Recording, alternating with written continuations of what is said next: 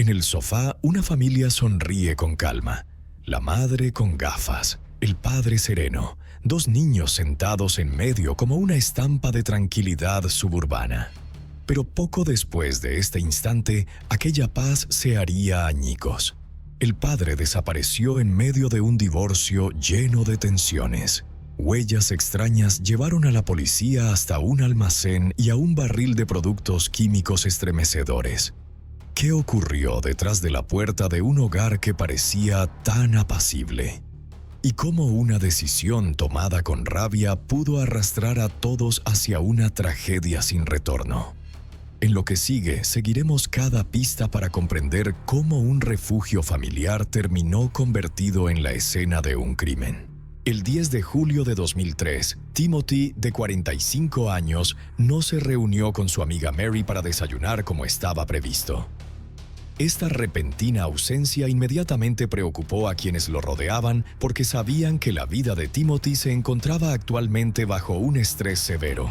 No solo enfrentó reveses en su carrera y pérdida de empleo, sino que también peleó en una feroz disputa de divorcio con su esposa, Larissa, y luchó incansablemente por la custodia de sus hijos, dejándolo emocionalmente agotado. A medida que se desarrollaban los esfuerzos de búsqueda, aparecieron gradualmente una serie de pistas inquietantes. 5 días después se desarrolló el peor de los casos. El cuerpo de Timothy fue descubierto disuelto casi por completo en un bidón de 55 galones lleno de ácido clorhídrico. Este tambor había sido escondido clandestinamente en un almacén. Detrás de esta impactante tragedia, ¿qué secretos se escondían? ¿Quién era el dueño de ese almacén y qué impulsó al perpetrador a acabar con la vida de Timothy de una manera tan cruel? En este episodio profundizaremos en uno de los casos de asesinato más escalofriantes de la historia de Estados Unidos, la muerte de Timothy Schuster. La figura central en este caso es Larissa Schuster. Nacida en una familia de clase media el 1 de enero de 1960, se graduó de la escuela secundaria y asistió a la Universidad de Missouri, con especialización en bioquímica. Durante la universidad, Larissa trabajó como asistente en un hospital, donde conoció a un enfermero llamado Timothy Schuster. Su encuentro parecía destinado y rápidamente encendió una llama romántica. En 1982 se casaron y emprendieron un viaje de vida compartido. Le dieron la bienvenida a una hija, Christine, en 1985. 4 años después, en 1989, se mudaron a una casa soleada en Fresno. Larissa trabajaba como bioquímica en un laboratorio de investigación agrícola, mientras que Timothy era gerente del departamento de cardiología del Centro Médico St. Agnes en Fresno. Con su importante salario, Larissa se convirtió en la columna vertebral financiera de la familia. Esto permitió a la pareja comprar una finca espaciosa en las afueras de Fresno. En 1990, le dieron la bienvenida al mundo a su hijo Tyler. Conocida entre vecinos y amigos por su firme control y liderazgo, Larissa era considerada la cabeza de familia.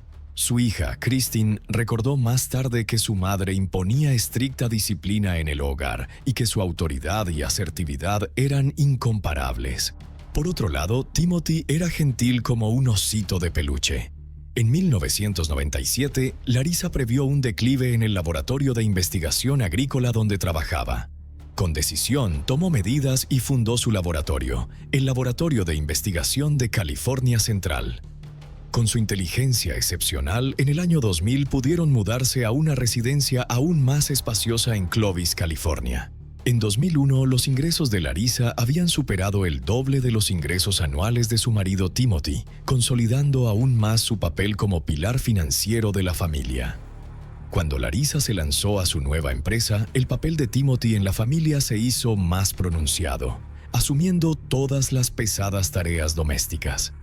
Sin embargo, frente a los altos estándares y las estrictas exigencias de Larissa, Timothy a menudo se sentía inadecuado por mucho que intentara cumplir con sus expectativas. Larissa estaba disgustada cuando su hija mayor, Christine, entró en la adolescencia y comenzó a rebelarse como cualquier adolescente típica. Sin el consentimiento de Timothy, envió a su hija a vivir con sus padres en Missouri. Esta decisión enfureció a Timothy, pero Larissa se mantuvo decidida. Este hecho intensificó la tensión entre la pareja.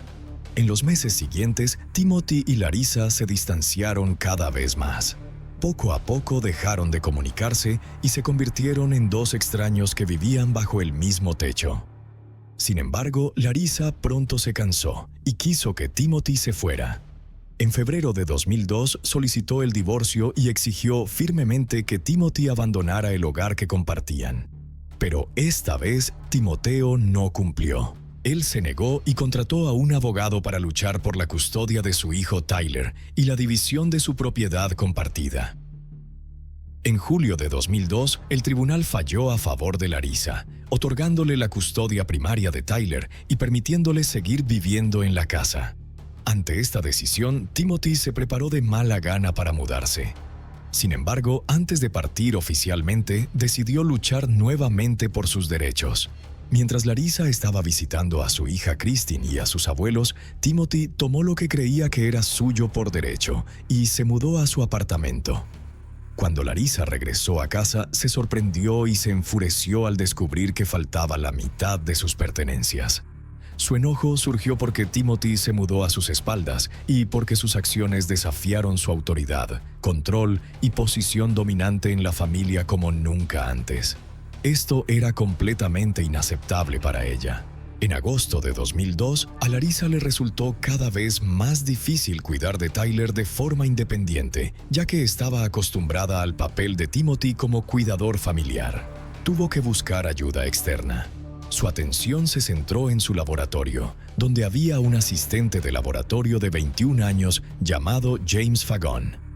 James era tímido y pasivo, rasgos que le permitieron a Larissa influenciarlo y manipularlo fácilmente para que se convirtiera en el asistente que necesitaba. Larissa no solo hizo que James cuidara regularmente a Tyler, casi actuando como niñera, sino que también le pidió que le hiciera recados. James pareció obedecer de buena gana. Enojada por la retirada unilateral de Timothy de los artículos del hogar, Larissa tomó medidas. Pidió la ayuda de James para irrumpir en el apartamento de Timothy y recuperar lo que creía que era suyo por derecho. El 10 de agosto de 2002, mientras Timothy estaba fuera, Larissa y James irrumpieron en su residencia. No solo recuperaron algunos objetos, sino que también destrozaron el apartamento. Se abrieron los cajones y se cortó la ropa de cama con un cuchillo. Larissa confió en su amiga y manicurista. Terry le reveló más detalles y admitió que había visitado la residencia de Timothy varias veces, sentada en su auto y presenciando la destrucción que había causado allí. Esto le produjo una sensación de satisfacción más allá del mero placer físico.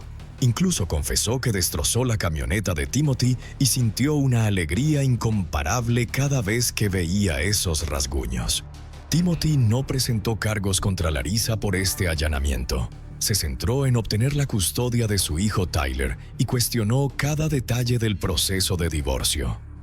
Preocupado por las acciones de Larissa, Timothy se mudó a una nueva residencia con mejores sistemas de seguridad. También adquirió una pistola y un permiso de portación oculta para protegerse. Sin embargo, los problemas se agravaron cuando el hospital donde trabajaba enfrentó despidos. El 9 de julio de 2003, Timothy y su amiga Mary Solis perdieron sus trabajos. Cuando Larissa escuchó esta noticia, simplemente se rió entre dientes. Esa noche, Mary y Timothy cenaron juntos y acordaron reunirse para desayunar al día siguiente alrededor de las 10 a.m. para gestionar su partida con el Departamento de Recursos Humanos. Sin embargo, el 10 de julio, Timothy no asistió a su entrevista de salida programada ni se unió a Mary para desayunar como estaba planeado. Esto preocupó a María, quien intentó llamar a Timoteo pero no pudo localizarlo. Luego, ella y su esposo, Bob, se pusieron en contacto con su amigo en común, Vic, y le pidieron que fuera a ver cómo estaba Timothy en su casa. Vic rápidamente fue a ver a Timothy, pero no encontró señales de él. Su camioneta todavía estaba en el garaje, pero Vic se preocupó cada vez más cuando vio el teléfono celular de Timothy abandonado en el mostrador del baño. Timothy siempre iba a algún lugar con su teléfono, asegurándose de que sus hijos pudieran comunicarse con él. Esa misma tarde, Mary denunció el incidente a la policía. Respondieron rápidamente y enviaron investigadores a la residencia de Timothy. A pesar de una búsqueda exhaustiva, no encontraron rastro de Timothy, solo sus llaves, su billetera y su teléfono celular. El descubrimiento llenó de inquietud a todos los presentes, ya que temían que Timothy hubiera tenido un destino desafortunado. La policía se enteró rápidamente de que Timothy estaba en medio de un divorcio turbulento. Basándose en esta pista, llamaron rápidamente a Larissa a la comisaría, con la esperanza de que pudiera proporcionarles información valiosa sobre la desaparición de Timothy. Durante el interrogatorio, Larissa reveló que ella y Timothy estaban en proceso de divorcio y habían tenido dificultades para comunicarse verbalmente durante semanas. Ella y Timothy han estado estirados durante mucho tiempo. También mencionó haber recibido el último mensaje de Timothy el 8 de julio, apenas 2 días antes de su desaparición, después del cual no tuvieron más contacto. Pero la policía pronto descubrió el engaño de Larissa. Cuando registraron la casa de Larissa, los registros telefónicos de Timothy mostraron que Larissa lo había llamado a las 2:02 a.m. del 10 de julio. Con esta evidencia, Larissa trató de justificar la llamada, alegando que se había quedado dormida en el sofá, y sin darse cuenta marcó el número de Timothy cuando volteó, lo que implica que podría haber sido configurado en marcación rápida. Sin embargo, cuando la policía solicitó ver su teléfono para verificar si el número de Timothy estaba realmente en su lista de marcación rápida, Larissa se negó, alegando que su teléfono estaba en casa. Los investigadores se sintieron frustrados al darse cuenta de que las declaraciones de Larissa contenían mentiras. Durante un breve descanso, miraron el auto de Larissa y sorprendentemente encontraron el teléfono tirado en silencio en el asiento. Marcaron el número de Larissa para confirmar su hallazgo y sonó el teléfono dentro del auto, demostrando que era el teléfono de Larissa. Armados con esta nueva evidencia, los investigadores regresaron a la sala de interrogatorios y se prepararon para otra ronda de interrogatorios con Larissa.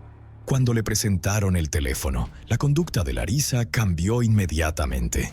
Se puso visiblemente nerviosa y sus manos temblaban involuntariamente. Los investigadores pidieron decididamente examinar el teléfono de Larissa para evitar que se alteraran las pruebas. Tras la inspección, como se sospechaba, el número de Timothy no se encontró en la lista de marcación rápida. Atrapada en otra mentira, Larissa se encontró en una situación difícil. Bajo presión, tuvo que revisar su historia. Admitió que había llamado a Timothy en las primeras horas del 10 de julio y le explicó que quería asegurarse de que no se interrumpieran sus planes de viaje y los de Tyler. La llamada no duró más de 30 segundos, durante los cuales Timothy parecía somnoliento. Larissa reconoció que no decir la verdad fue un error, pero negó cualquier engaño respecto a otros asuntos o saber qué pasó con Timothy después de la llamada. La policía no tuvo más remedio que dejarla ir. Al día siguiente, Larissa le dijo a su colega Tammy que sospechaba que la policía estaba interviniendo su teléfono y que podría sospechar de ella en relación con la desaparición de Timothy. Tammy le informó que si la policía tenía sospechas, podrían obtener una orden de registro. Larissa se opuso enojada porque tenía planes de viajar al día siguiente. Sin embargo, Tammy le recordó a Larissa que la policía efectivamente tenía esa autoridad. Entonces, Larissa de repente le dijo a Tammy que tenía que ir a la oficina para encargarse de la nómina y las facturas y le pidió que cuidara de Tyler. Desapareció durante varias horas, durante las cuales Tammy la llamó varias veces debido al cambio de planes. Larissa finalmente respondió después de una larga espera y le aseguró a Tammy que podía cuidar a Tyler. Al día siguiente, Larissa y Tyler partieron de viaje. El 14 de julio, Tammy habló con su colega Leslie y se enteró de que Larissa había ido al laboratorio el sábado y le había pedido a Leslie que alquilara un camión en su nombre. Leslie notó que Larissa parecía inusual, con rasguños en las piernas y manchas de sangre en los zapatos. Larissa explicó que se había raspado accidentalmente mientras movía cosas. Tammy sintió que algo andaba mal e instó a Leslie a denunciarlo a la policía. Después de interrogar a Larissa, la policía entrevistó a más personas estrechamente relacionadas con Timothy. El nombre de James Fagon surgió repetidamente como alguien que trabajó con Larissa, a menudo cuidando a Timothy y al hijo de Larissa, Tyler. En consecuencia, el 14 de julio, la policía interrogó a James. Durante este interrogatorio, James admitió que había irrumpido en la casa de Timothy con Larissa y robado algunas de sus pertenencias. Explicó que Larissa le permitió llevarse algunos de los dispositivos electrónicos de Timothy como gesto de gratitud. La policía encontró sospechoso a James, pero carecía de más pruebas, por lo que lo dejaron ir. Esa misma tarde, la policía recibió información peculiar de Leslie y Tammy de que el sábado 12 de julio, Larissa hizo que Leslie alquilara un camión en su nombre y luego desapareció durante varias horas. Leslie confirmó que Larissa tenía acceso a un almacén, alquilado hace aproximadamente un año, el 8 de agosto de 2002, a pocos kilómetros del laboratorio. Larissa le había dicho a Leslie que quería guardar algunas cosas que no quería que Timothy viera, así que le pidió a Leslie que alquilara el espacio a su nombre. La policía se dio cuenta inmediatamente de que se trataba de una pista crucial y comenzó a investigar en ese sentido. Cuando llegaron al almacén, inmediatamente se sintieron abrumados por el olor a carne en descomposición. En el almacén descubrieron un bidón azul de 55 galones con partes del cuerpo de Timothy flotando en el líquido dentro del bidón. Posteriormente se confirmó que los líquidos eran una mezcla de ácido clorhídrico y alcohol etílico. Después de la licuefacción, la mayor parte del cuerpo de Timothy se había disuelto. Tras un examen más detenido de las partes restantes del cuerpo de Timothy, se descubrió otra sustancia química, el cloroformo. Se concluyó que la causa de la muerte de Timothy probablemente se debió a los efectos combinados de la exposición aguda al cloroformo y la inmersión en ácido clorhídrico. Aunque lo más probable es que la muerte fuera causada únicamente por el cloroformo, no se pudo determinar si Timothy todavía estaba vivo cuando lo colocaron en el tambor. Al día siguiente, el 15 de julio, citaron nuevamente a James para interrogarlo. Esta vez reveló mucha información. James admitió que la noche del 9 de julio de 2003, él y Larissa decidieron darle una lección a Timothy. Llegaron a su casa llevando cuerdas, pistolas paralizantes y productos químicos. Para que Timothy abriera la puerta, Larissa lo llamó a las 2:02 a.m., afirmando falsamente que su hijo Tyler estaba enfermo. Más tarde, la policía encontró esta llamada en el teléfono de Timothy. Posteriormente, usaron cloroformo y la pistola paralizante. Luego colocaron a Timothy inconsciente en la camioneta de James y lo llevaron a la casa de Larissa. Al llegar a casa, colocaron a Timothy inconsciente de cabeza en un bidón de 55 galones. Luego, James vio a Larissa tomar algunas botellas de vidrio y verter líquido sobre el cuerpo de Timothy, que creía que era ácido clorhídrico. Según James, la caja permaneció en el cobertizo de herramientas de Larissa durante la noche. Después de ser interrogada inicialmente por la policía, Larissa entró en pánico y le dijo a James que tenían que trasladar la caja a la oficina. Allí agregaron más líquido ácido. Después de una conversación entre Larissa y su amiga Tammy, James recibió una llamada frenética diciéndole que necesitaban mover el tambor nuevamente. Larissa le pidió a James que alquilara una camioneta, pero esta vez James se negó. James dijo a los investigadores que nunca habían planeado asesinar a Timothy, solo darle una lección. Sin embargo, la policía sabía que la situación era más grave y arrestó a James, acusándolo de asesinato en primer grado.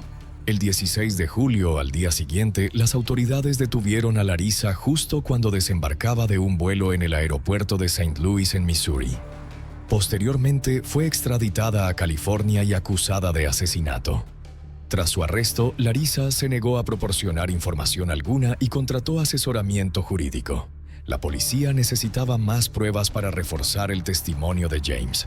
En búsquedas posteriores, los investigadores encontraron botellas de vidrio vacías en el dormitorio de James, lo que confirma su uso de cloroformo.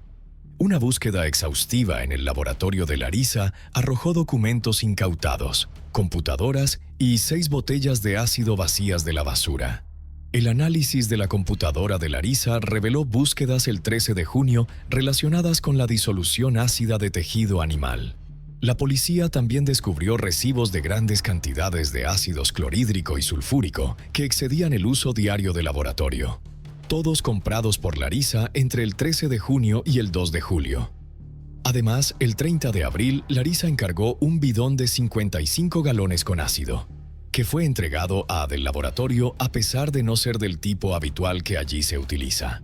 Larissa le había dicho a su amigo técnico de uñas, Terry López, que oraba todas las noches por la muerte de Timothy y le preguntó si su novio conocía a alguien que pudiera deshacerse de alguien. También preguntó si un reparador de barbacoas estaría dispuesto a ir a la casa de Timothy y aturdirlo. Utilizando registros telefónicos de James y Larissa y registros de la empresa de almacén, la policía rastreó sus movimientos durante los últimos 5 días. Esta evidencia corroboró completamente el relato de James, sin dejar dudas de que estuvo involucrado en el asesinato de Timothy. James enfrentó cargos de asesinato en primer grado y secuestro, pero rechazó el acuerdo de culpabilidad de la fiscalía. Su equipo de defensa intentó demostrar que Larissa era la mente maestra detrás del asesinato de Timothy, retratando a James como obligado a participar debido a amenazas a su vida. Los testigos, incluidos amigos y colegas de James y Larissa, testificaron sobre la personalidad controladora y dominante de Larissa durante el juicio. El jurado también vio imágenes de video de la policía interrogando a James, donde proporcionó descripciones detalladas de su ayuda para deshacerse del cuerpo de Timothy. Ayudó a colocar el cuerpo de Timothy en un barril, llenarlo con líquido y taparlo, lo cual se describe en detalle. Al final, el jurado declaró a James no culpable de secuestro, pero sí culpable de asesinato. Fue condenado a cadena perpetua sin posibilidad de libertad condicional. El juicio de Larissa comenzó el 22 de octubre de 2007. Debido a la publicidad previa al juicio, los medios la conocieron como Señora Sun. James no estaba en la lista de testigos de la fiscalía porque no aceptó un acuerdo de declaración de culpabilidad a cambio de su testimonio. Dado que la fiscalía no pudo utilizar el testimonio de James, el juez dictaminó que no se podía reproducir el vídeo del interrogatorio de James. Por lo tanto, la fiscalía se basó exclusivamente en pruebas circunstanciales en su caso contra Larissa. Los fiscales argumentaron que Larissa tuvo acceso a todos los productos químicos utilizados en el asesinato porque era bioquímica en un laboratorio de investigación y había comprado una cantidad innecesaria de acciones. También reprodujeron un mensaje de voz de Larissa dejado en el teléfono de Timothy, almacenado en su DuraJack.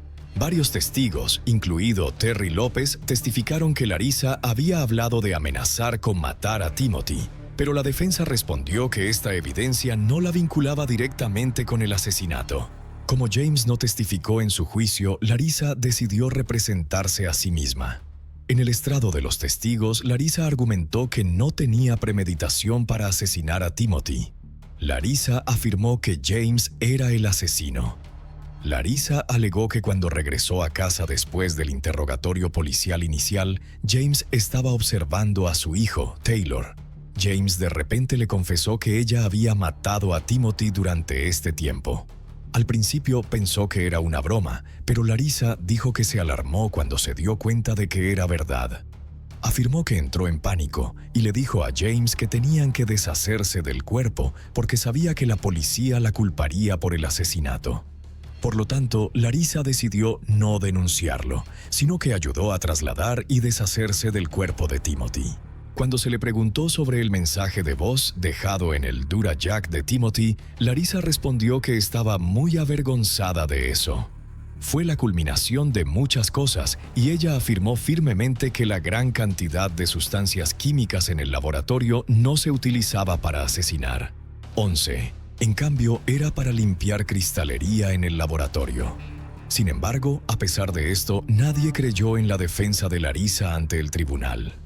El 12 de diciembre de 2007, el jurado dictaminó que Larissa era culpable de asesinato en primer grado. Fue condenada a cadena perpetua sin posibilidad de libertad condicional. Durante todo el juicio, ella permaneció emocionalmente estable y no derramó lágrimas de remordimiento. El sensacional caso ocurrido en Estados Unidos en el que se utilizó ácido clorhídrico para descomponer al marido finalmente ha llegado a su fin. En abril de 2021, Larissa envió una solicitud de clemencia a la oficina del gobernador de California, con la esperanza de tener la oportunidad de obtener libertad condicional. Sin embargo, hasta el momento, ella todavía está esperando recibir la respuesta que esperaba. Lo que Larissa y James le hicieron al pobre Timothy fue completamente inhumano. Timothy solo quería continuar su vida, empezar de nuevo y obtener la custodia de su hijo. No tenía idea de que su ex esposa llevaba mucho tiempo preparándose para disolverlo con ácido clorhídrico, sin dejar ni siquiera sus huesos. El caso del asesinato de Timothy Schuster subraya las devastadoras consecuencias de los conflictos matrimoniales no resueltos y la animosidad desenfrenada. El descenso de Larissa Schuster a medidas extremas para controlar y, en última instancia, eliminar a Timothy revela los peligros de las relaciones tóxicas y hasta dónde pueden llegar algunos cuando son consumidos por la ira y la venganza. Este caso sirve como un escalofriante recordatorio de la importancia de abordar y gestionar de manera constructiva las disputas personales, destacando la necesidad de sistemas de apoyo legal y emocional para prevenir tales tragedias. En la fotografía en blanco y negro se ve a una joven pareja que sonríe con la inocencia de un futuro prometedor. Ella es Hela, una modelo alemana que soñaba con rehacer su vida en Londres. A su lado, su esposo Stavros, un chipriota trabajador que encontró en Inglaterra una nueva oportunidad. La imagen transmite calidez y esperanza, pero detrás de esa felicidad congelada en el tiempo se ocultaba una amenaza dentro del propio hogar. Porque lo que nadie podía imaginar era que la madre de Stavros, Stilo, llegada desde Chipre con sus creencias tradicionales y su carácter inflexible, convertiría esa casa familiar en un escenario de tensiones insoportables. Y una noche de julio de 1954, esos conflictos desembocarían en un crimen brutal que conmocionó a todo Londres. La noche del 28 de julio de 1954, el patio trasero de una casa en Londres, Inglaterra, se incendió repentinamente. En medio de las llamas parecía haber una silueta humana. Un vecino que paseaba a su perro pasó y vio a la suegra del propietario parada junto al fuego.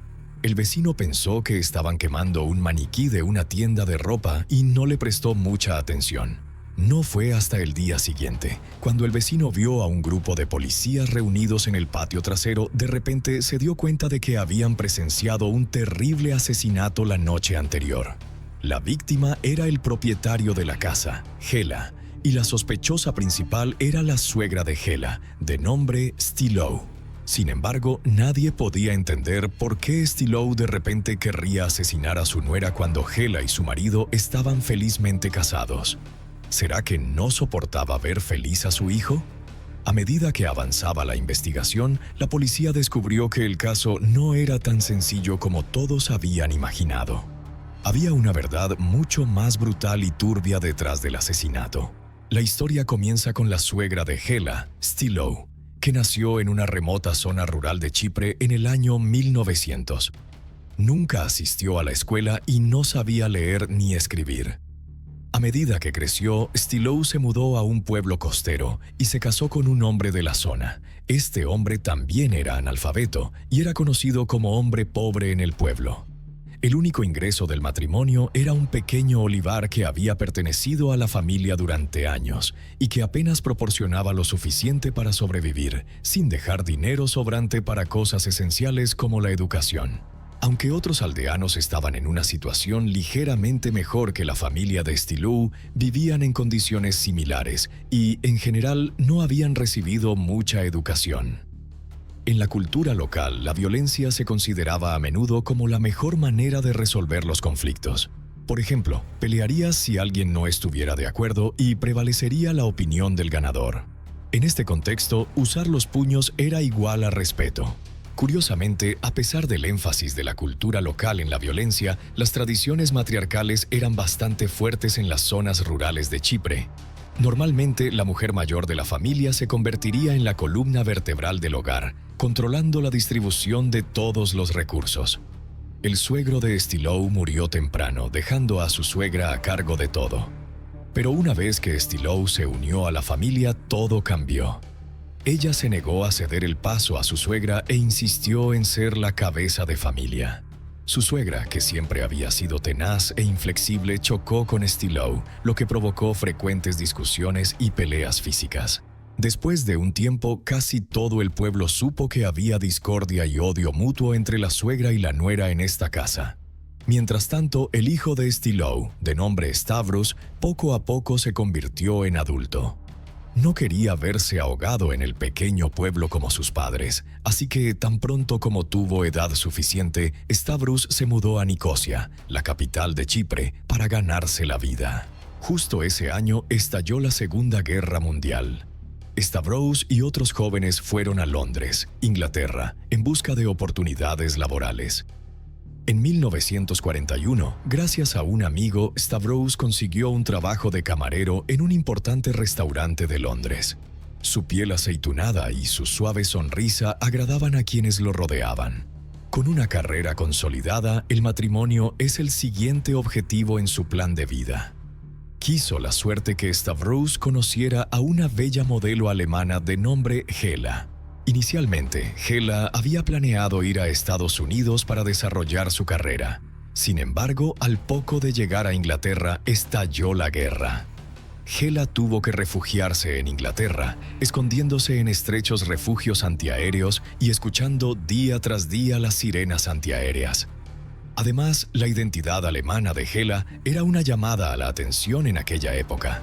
No se atrevió a ir a Estados Unidos. Tampoco pudo regresar a Alemania y no tuvo más remedio que quedarse en Londres y buscar otro camino. Poco a poco, Hela se fue adaptando a su nueva vida en Londres. Encontró trabajo en una tienda de ropa y luego conoció a Stavros, de 19 años. Los dos congeniaron de inmediato y decidieron casarse. Después de casarse, dieron la bienvenida a su primer hijo. Fueron días felices. Ambos tenían empleos estables e ingresos dignos. Después del trabajo tenían tiempo para sacar a sus hijos a jugar, enseñarles a andar en bicicleta, etc. Sin embargo, 11 años después, en 1953, se produjo un cambio significativo. La madre de Stavros, Stillou, de repente decidió abandonar el pequeño pueblo donde había vivido la mayor parte de su vida y mudarse con su hijo y su nuera. Stillou también planeaba encontrar un trabajo en Inglaterra para ganar dinero y luego regresar al pequeño pueblo de Chipre para comprar nuevas tierras. Stavros quería que su madre se quedara en casa y mantuviera su felicidad. Después de todo, en su ciudad natal, la cultura tradicional estaba profundamente arraigada. Las estructuras familiares eran lo primero y la división del trabajo entre hombres y mujeres era evidente. Los hombres mantenían a la familia mientras las mujeres se quedaban en casa para cuidar a los niños, cocinar y coser. La familia era lo primero y el núcleo de todo. Hay que respetar a los mayores. Ya sea que tengan razón o no, se deben seguir sus deseos. Los mayores deben aprobar las decisiones importantes de la vida y tener la última palabra. Especialmente en el matrimonio, ambos padres deben sentarse juntos y discutir las formas y los gastos de la boda. Solo después de que todo esté acordado podrán los novios realizar la ceremonia bajo la supervisión de sus padres para celebrar el comienzo de su nueva vida. Sin embargo, desde que se mudó a Londres, Stavros abandonó esas tradiciones. Se casó con una mujer que su madre nunca había conocido y sin el consentimiento de su madre. Stavros sabía muy bien que su madre nunca aprobaría ese matrimonio ni aceptaría a su esposa, Hela. En primer lugar, era extranjera. En segundo lugar, Hela no era religiosa. En tercer lugar, se había casado con Hela sin la bendición de su madre. Cada una de estas razones por sí sola sería suficiente para peleas diarias. Pero la realidad fue peor de lo que Stavros había imaginado. Londres y las zonas rurales de Chipre eran polos opuestos. Stillou, que solo hablaba griego, necesitaba ayuda para integrarse en Londres. Además, Stavros no había visto a su madre durante 12 años y su relación ya era distante. Sin embargo, Stillou no tenía límites. Inmediatamente comenzó a entrometerse en los asuntos de su hijo. tratando a Stavros no como a un padre de 3 hijos, sino como al niño que ella solía criar, lo que hizo que Stavros se sintiera muy incómodo. Además, Stillou no hizo ningún esfuerzo por ocultar su descontento con su nuera, Hela. Irónicamente, Stillou una vez se había enfrentado con su suegra, pero ahora esperaba que su nuera la obedeciera. Stillou no podía aceptar el estilo de vestir de Hela y le exigió a la fuerza que tirara esa ropa. Naturalmente, ella tampoco estaba satisfecha con el trabajo de Hela. En opinión de Stillou, una mujer debería centrarse en criar a los hijos y realizar las tareas del hogar. Solo podía considerar trabajar para complementar los ingresos del hogar después de que los niños crecieran. Stillou tampoco estaba contenta con la forma en que Hela criaba a los niños. Según Stillou, los niños deberían recibir una educación tradicional similar a la que habrían recibido en su pueblo. El griego debería ser su lengua madre en lugar del impecable inglés que hablan ahora, lo que Stillou vio como una traición a sus raíces. Lo que más enfureció a Stillou fue que solo su hijo Stavros hablaba griego. Por ende, solo él podía comunicarse con ella. Los demás no podían entender una palabra de lo que decía, por mucho que lo intentaran, lo que la frustraba mucho en su propia casa. Con el paso de los días, los conflictos en la familia no hicieron más que intensificarse. Los tiempos que alguna vez fueron felices habían quedado atrás, reemplazados por una atmósfera constante de tensión. Aunque Hela no podía entender completamente las palabras de su suegra, solo por su tono se dio cuenta de que la regañaba prácticamente a diario. A veces Hela no podía soportarlo y le contestaba. Aún así, si su suegra se diera cuenta de que Hela le había respondido, perdería los estribos, se quejaría sin cesar y culparía a Hela por ni siquiera aprender griego, diciendo que no estaba estudiando y que no era digna de ser su nuera. Ella vivía al límite de su paciencia.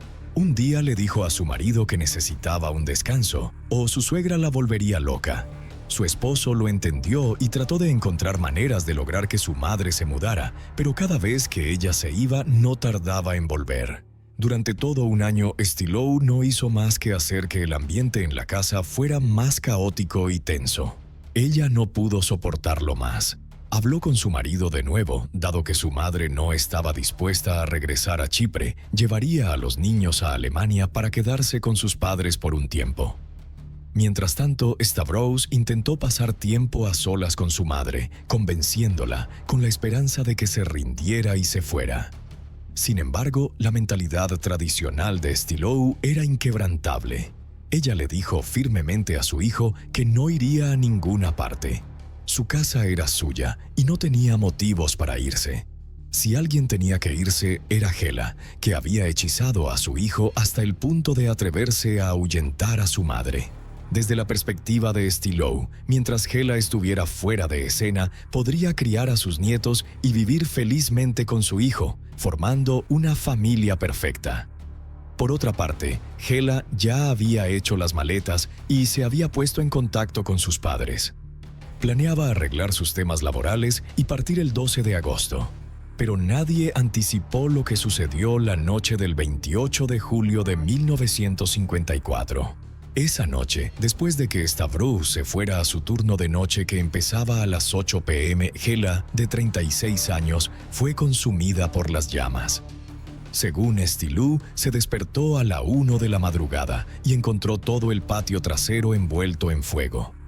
Preocupada por la seguridad de sus nietos, corrió hacia el camino de entrada en busca de ayuda. Era tarde y había poca gente en la calle.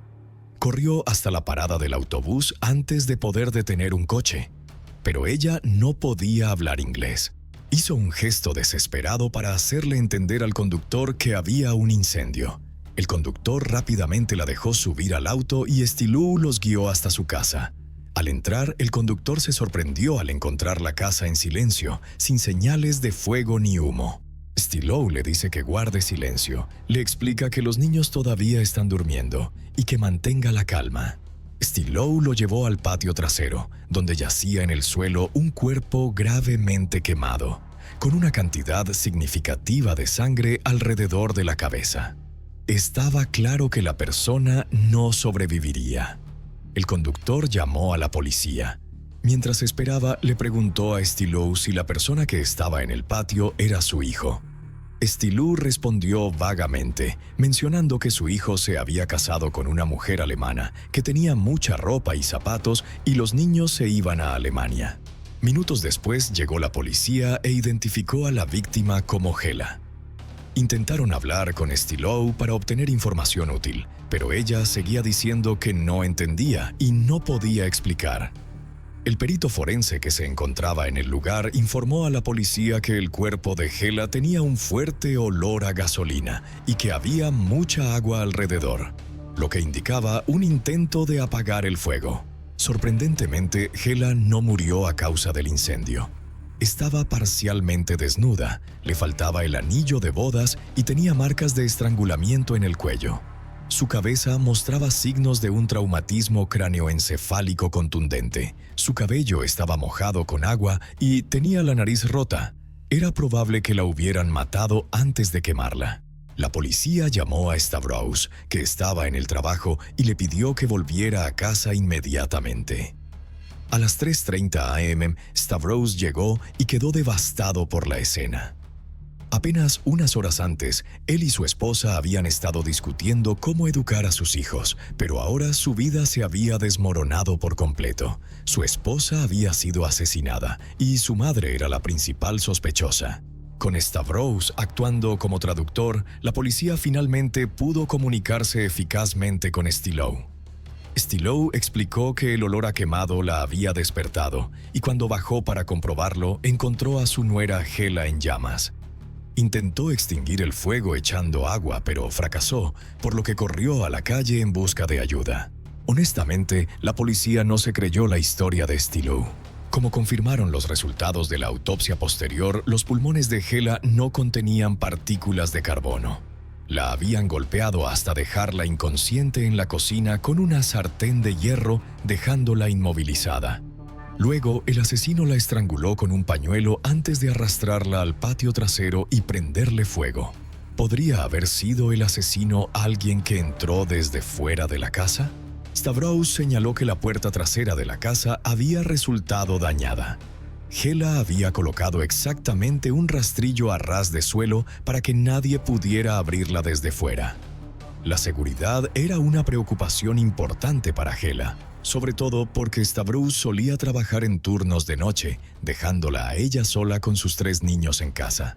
Posteriormente, la policía encontró el sistema de bloqueo casero cerca de la puerta trasera, lo que confirmó la validez del testimonio de Stavros.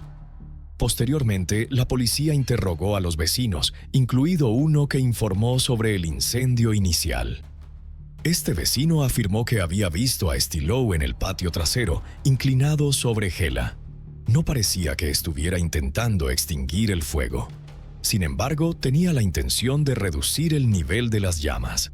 Dato curioso es que Stillou había permanecido relativamente tranquila en ese momento, sin mostrar signos de apuro o de pánico, lo que contradecía su declaración anterior a la policía. Además, los investigadores descubrieron rastros de limpieza en el suelo de la cocina y en las patas de la mesa y residuos de sangre en el fondo y a los lados del cubo de la basura. Dentro de este cubo de basura encontraron ropa de mujer empapada en detergente.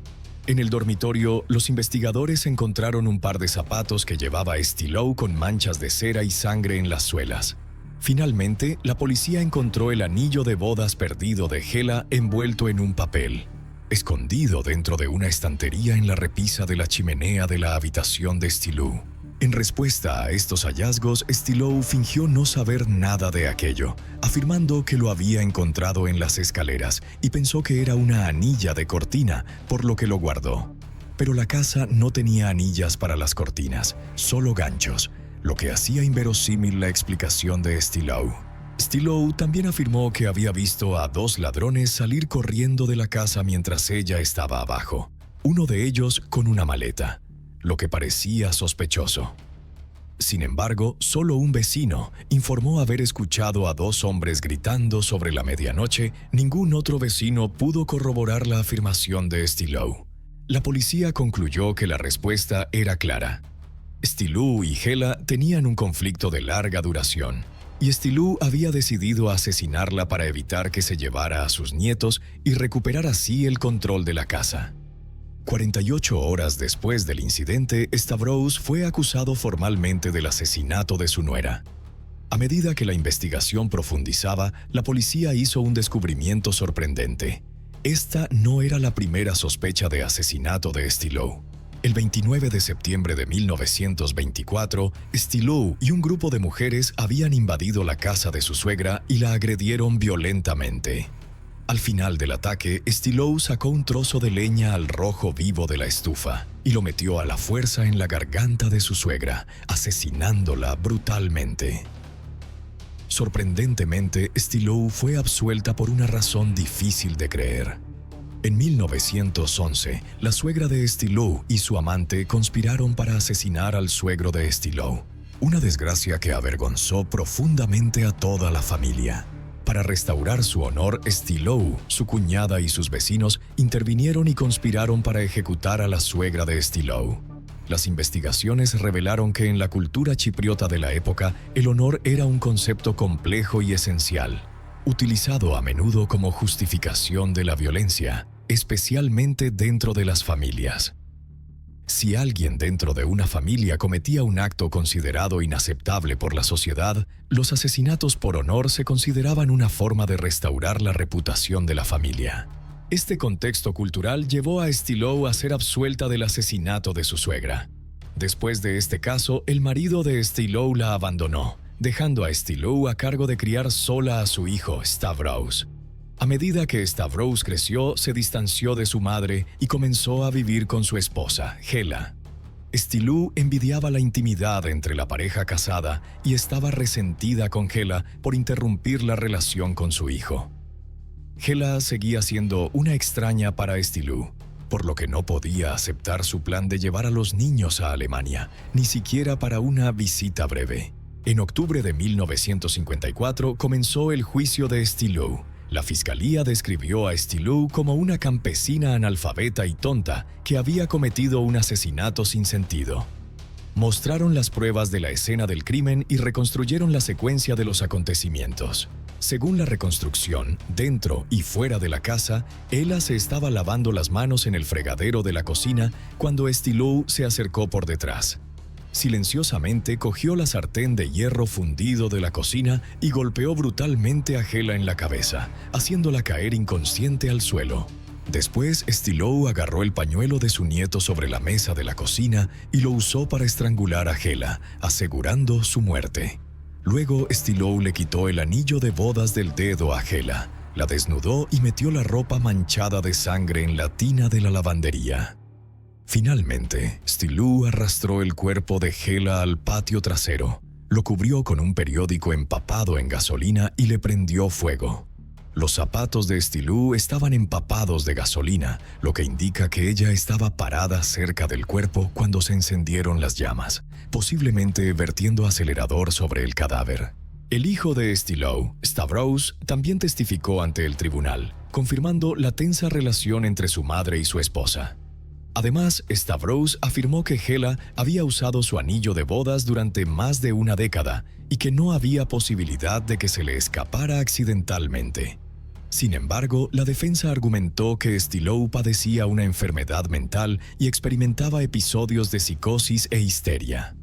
A veces se sentaba en la cama de su celda gritando toda la noche. Debido a su condición mental, Stilou temía que Hela no pudiera cuidar adecuadamente a sus nietos. A los ojos de Stilou, el plan de Hela de llevarse a los niños a Alemania era un intento de escapar de ella y de Stavros.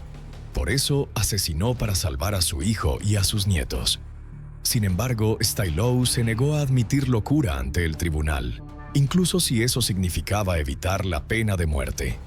En una declaración final ante el juez, Stilou dijo que era pobre y sin educación, pero que no estaba loca. A finales de octubre de 1954, después de solo 2 horas de deliberación, el jurado declaró a Stilou culpable del asesinato de su nuera. El 28 de octubre, Stilou fue condenado a muerte en la horca. Después del juicio, varias semanas antes de la fecha de ejecución, el hijo de Stillou, Stavros, la visitó en prisión. Más tarde dijo a los periodistas que, como de costumbre, Stillou era irracional y solo gritaba sobre su inocencia. Stillou escribió cartas a su hijo desde prisión, acusándolo de ser el principal testigo de la acusación y culpándolo de enviarla al corredor de la muerte. Stavros se negó a responder a las cartas de su madre. Finalmente se volvió a casar y formó una nueva familia con su segunda esposa. El día de la ejecución, el 15 de diciembre de 1954, Stillou solicitó que se pintara una cruz ortodoxa griega en la pared de la cámara de ejecución. Las autoridades penitenciarias estuvieron de acuerdo y la cruz permaneció hasta que la habitación fue demolida en 1967. En 1971, durante las renovaciones en la prisión de Harroway, el cuerpo de Stillou fue exhumado y enterrado nuevamente en una fosa común en Brookwood. El caso Stillou Christophe de 1954 fue una terrible tragedia familiar que reflejó la colisión entre tradición y modernidad, así como las graves consecuencias de los conflictos familiares. Los desacuerdos sobre los roles de las mujeres, los niveles educativos y los valores familiares tuvieron consecuencias nefastas, y Stillou Christophe finalmente fue condenado a muerte por asesinar a su nuera. El caso demuestra las graves consecuencias de no aceptar el cambio y el entendimiento intergeneracional. También advierte sobre los resultados desastrosos que pueden ocurrir cuando surgen conflictos. La familia no se resuelve de forma pacífica y adecuada. En la foto, dos rostros miran a cámara. Ella, impecable con labios rojos y gafas finas. Él, tímido detrás de unos lentes redondos. Parece un recuerdo cualquiera, hasta que sabes que, poco después, un disparo rompió la calma de Earlville. Esa noche, la mujer diría haber matado a un intruso para salvar a su familia. El joven sería hallado sin vida en un dormitorio, y en su coche aparecería un cuaderno rosa que apuntaba a un supuesto complot. Pero lo que parecía defensa propia empezó a oler a trampa. Una historia escrita a mano, un plan minucioso y una verdad mucho más oscura. Si quieres saber cómo se armó este engaño y por qué todo se vino abajo, quédate hasta el final del video. El personaje principal de la historia de hoy es Tracy Ann Richter Roberts. Tracy, de 35 años y madre de 3 hijos, vivía en una hermosa casa que pertenecía a la familia de su marido, Roberts. La noche del 13 de diciembre de 2001, una llamada frenética alertó a la policía sobre una escena aterradora. El hijo de Tracy dice que su madre mató a un intruso. Según Tracy, 2 intrusos habían irrumpido en su casa y uno intentó estrangularla con pantimedias mientras el otro huyó de la escena. La policía y los paramédicos llegaron inmediatamente a la casa donde vivía la familia. La casa es una de las mejores de la ciudad y la policía la registró, pero no encontró sospechosos en su interior. Sin embargo, al llegar al dormitorio de arriba, se encontraron con un espectáculo espantoso. Un hombre yacía sin vida en la cama, empapado en sangre, con una herida de bala en la parte posterior de la cabeza y sin globos oculares. La habitación estaba llena de casquillos de bala, lo que se sumaba a la macabra escena. Tracy y sus hijos fueron descubiertos en la cocina y parecían muy asustados. Insistió en que 3 intrusos habían entrado en su casa y 2 de ellos seguían sueltos. Esta noticia provocó una ola de pánico en la pequeña ciudad, donde los residentes normalmente dejaban las puertas abiertas. Después de este violento allanamiento y asesinato, la gente del pueblo aumentó su vigilancia. Cerraron sus puertas y se tomaron medidas de autodefensa. El fallecido fue identificado como Dustin, un vecino de 20 años conocido por su amor a las computadoras y su lucha contra la depresión. Dustin, que vivía en el sótano de la casa de sus padres, no tenía antecedentes penales y en general se le consideraba demasiado tímido para participar en un acto tan violento. Los investigadores notaron que su auto estaba estacionado en el camino de entrada de Tracy. Un detalle desconcertante, dado que su trabajo consistía en cortar el césped para varias familias de la ciudad. La tranquila ciudad de Earlville quedó tambaleándose, su sensación de seguridad destrozada, mientras el misterio de lo que realmente sucedió esa fatídica noche comenzó a revelarse. Dustin era conocido como un joven de buen corazón, tranquilo y reservado. Tenía un fuerte vínculo con la familia Roberts, ayudándolos frecuentemente con tareas como cortar el césped y asistir juntos a la iglesia. La madre de Dustin, agente de bienes raíces, también tenía una buena relación con la familia Roberts.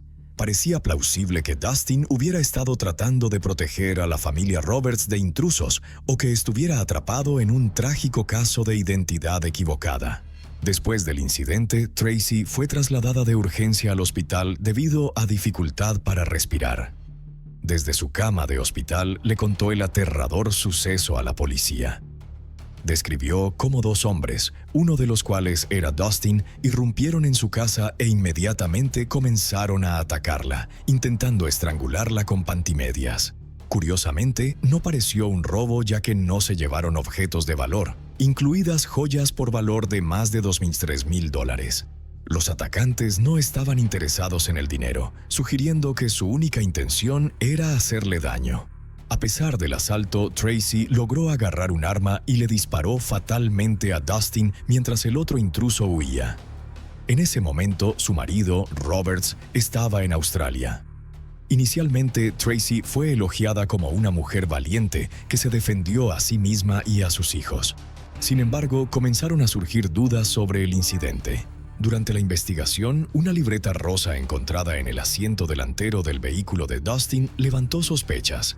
Las entradas, que se confirmó que fueron escritas por Dustin, sugerían que alguien llamado John lo había contratado para matar a Tracy y su hijo de 11 años. Resultó que John era el exmarido de Tracy.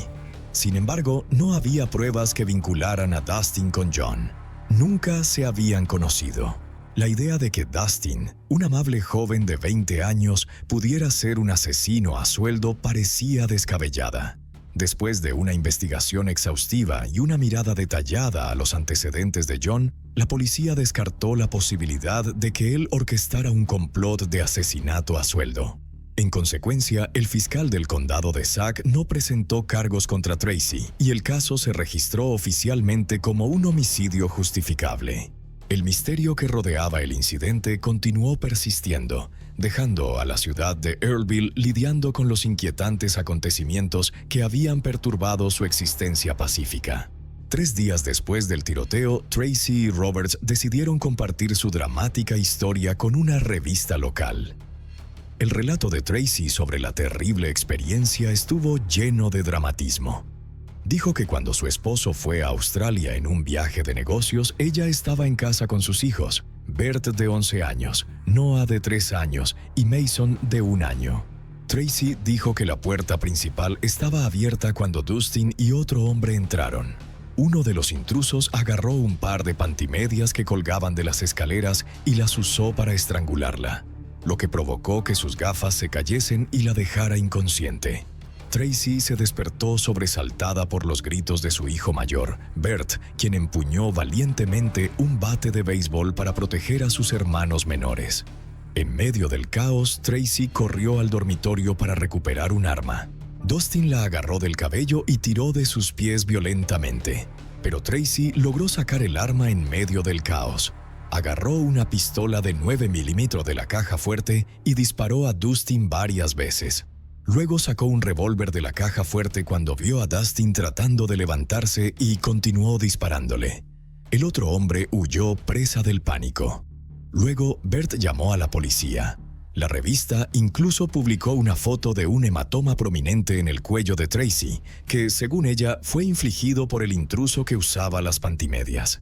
Poco después de que Dustin fuera asesinado a tiros en su habitación, Tracy y sus hijos se mudaron a Omaha, Nebraska. Mientras tanto, las autoridades de Iowa mantuvieron el cuaderno rosa en secreto, temiendo que pudiera escandalizar al exmarido de Tracy, John, si se hiciera público. En 2002, Tracy apareció en el programa de entrevistas Montel Williams, donde compartió su desgarradora historia con una audiencia de todo el país. Tomando de la mano a su esposo, Roberts, Tracy declaró con calma que hizo lo que tenía que hacer para proteger a su familia, presentándose exitosamente como una víctima y una madre valiente a los ojos del público. Tracy nació en mayo de 1966 en Chicago. Se casó con su primer marido, John, un cirujano plástico, en Chicago en 1988, y tuvieron un hijo juntos llamado Bert. La pareja finalmente se mudó a Denver, donde sus vidas darían giros inesperados y tumultuosos. Como los padres de John vivían en Denver, John comenzó su carrera médica allí. Sin embargo, un incidente peculiar que involucró a Tracy pronto creó tensión. Un día, los padres de John descubrieron importantes cargos no autorizados en sus tarjetas de crédito y todas las pruebas apuntaban a Tracy, su nuera. Había utilizado sus tarjetas de crédito sin permiso. Este incidente tensó la relación de John con sus padres porque amaba profundamente a Tracy. John estaba ocupado dirigiendo su clínica, a menudo trabajando muchas horas, mientras que Tracy parecía vivir una vida sin preocupaciones y hacer lo que quería. Con el tiempo, John empezó a sospechar del comportamiento de Tracy. Finalmente contrata a un detective privado para que la investigue y descubre que Tracy suele encontrarse con otros hombres mientras John trabaja. En 1992, John se mudó nuevamente, esta vez a Chicago. Un día, mientras estaba en el trabajo, recibió una llamada de Tracy pidiéndole llamar y pedir reunirse y hablar. John estuvo de acuerdo, pero poco después el detective privado le informó que Tracy había mentido sobre su paradero y le aconsejó a John que no fuera al apartamento donde Tracy decía estar esperando. Sin saberlo, John había esquivado una situación potencialmente peligrosa. Poco después, durante una discusión, John acusó a Tracy de dispararle. Tracy, que entonces tenía 27 años, inicialmente negó la acusación, pero luego se declaró culpable de un cargo reducido y recibió libertad condicional. En 1996, Tracy acusó a John de abusar sexualmente de su hijo Bert, pero el caso fue desestimado por falta de pruebas.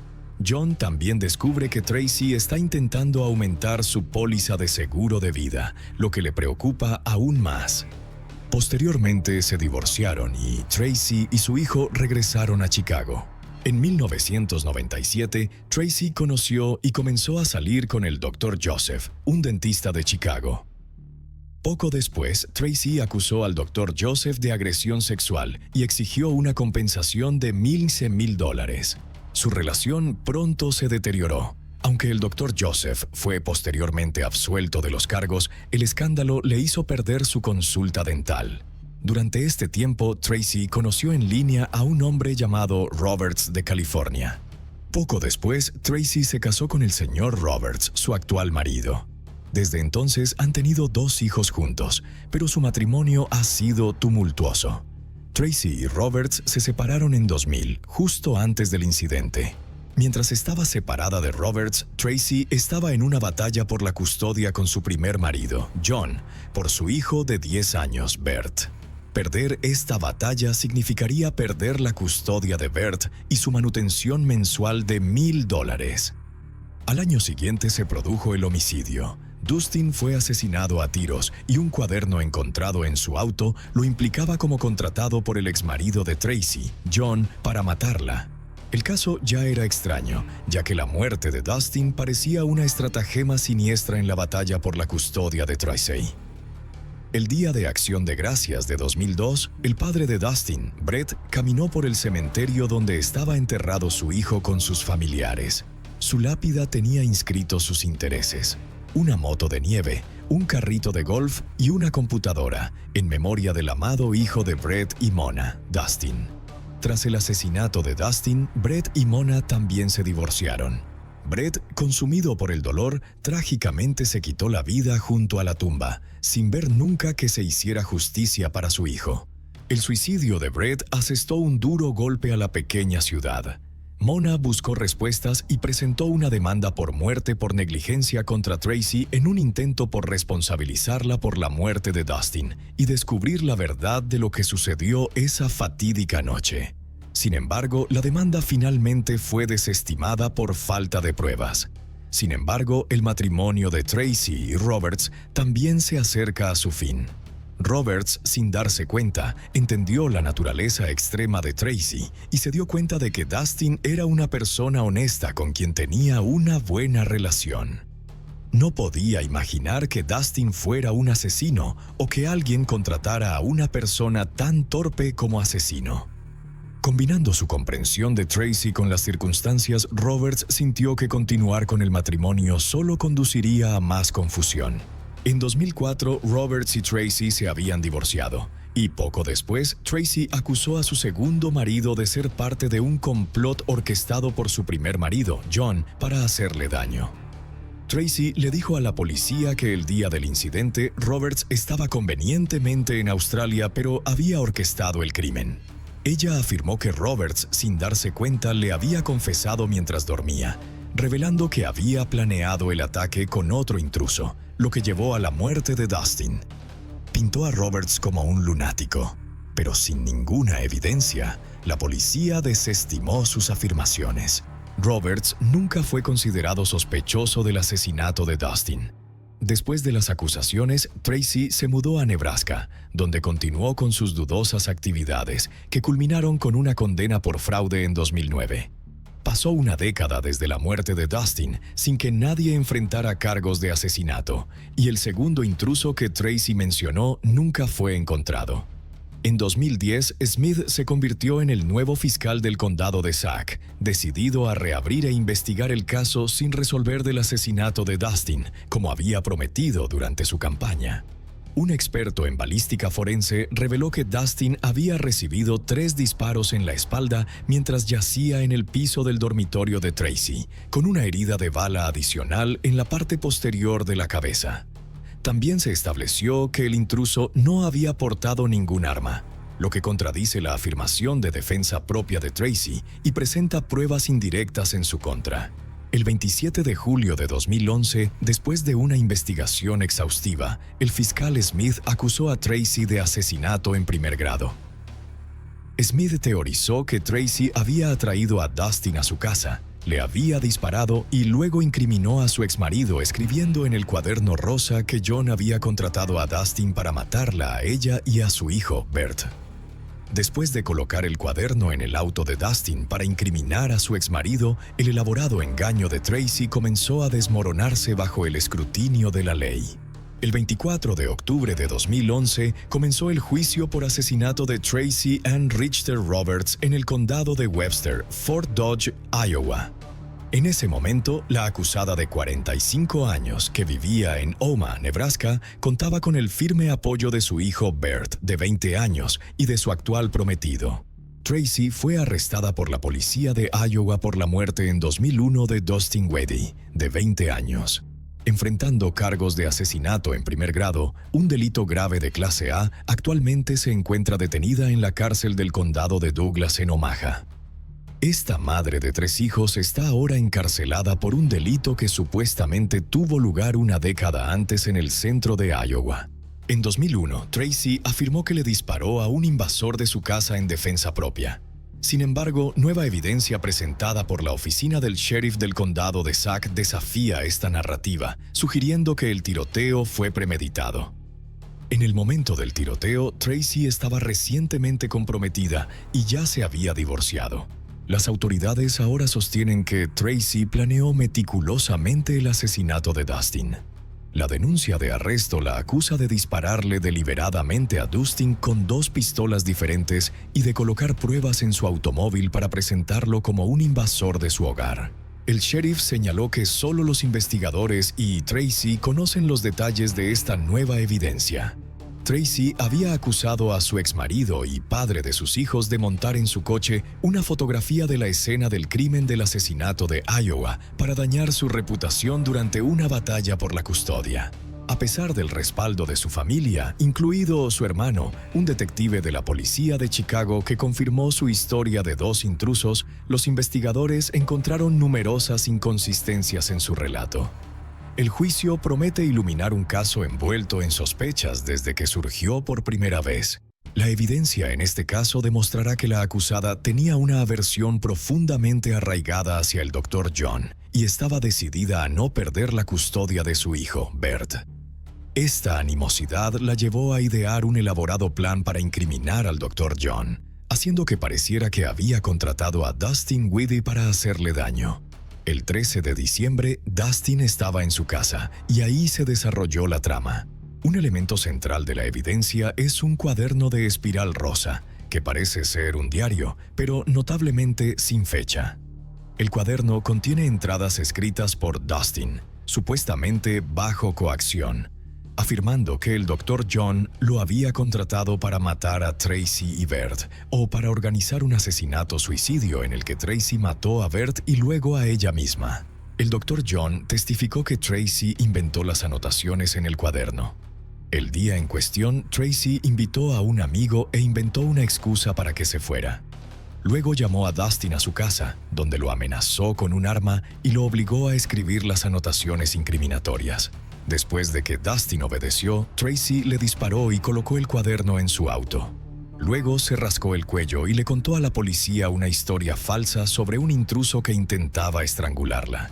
El 7 de noviembre de 2011, un jurado compuesto por 6 hombres y 6 mujeres rechazó el reclamo de defensa propia de Tracy y la declaró culpable. El segundo marido de Tracy, el señor Roberts, elogió la decisión del jurado y reveló que Tracy había intentado previamente asesinar a Dustin mediante sobredosis de drogas y asfixia. Mona, la madre de Dustin, afirmó que el asesinato de su hijo provocó el fin de su matrimonio y el posterior suicidio de su marido. Expresó su firme creencia en el veredicto del jurado. El 5 de diciembre de 2011, Tracy fue condenada a cadena perpetua sin posibilidad de libertad condicional. Landa, condenada por acosar a una niña de 12 años, escribió una carta expresando apoyo moral a Tracy después de su condena. En respuesta, Tracy envió una carta a Landa que contenía información personal sobre su segundo marido, el señor Roberts, y sus 2 hijos. Ella divulgó el número de seguro social de Roberts, su fecha de nacimiento, sus características físicas y su domicilio. Información recopilada por su hijo mayor, Bert, quien actuó como su obediente títere. Cuando el fiscal del condado de Sac Smith descubrió esta correspondencia, sospechó que Tracy estaba conspirando para asesinar a Roberts. Smith expresó a los periodistas su preocupación por Roberts y sus hijos.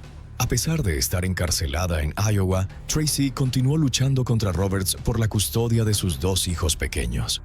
Roberts finalmente obtuvo la custodia total y se mudó con ellos a California.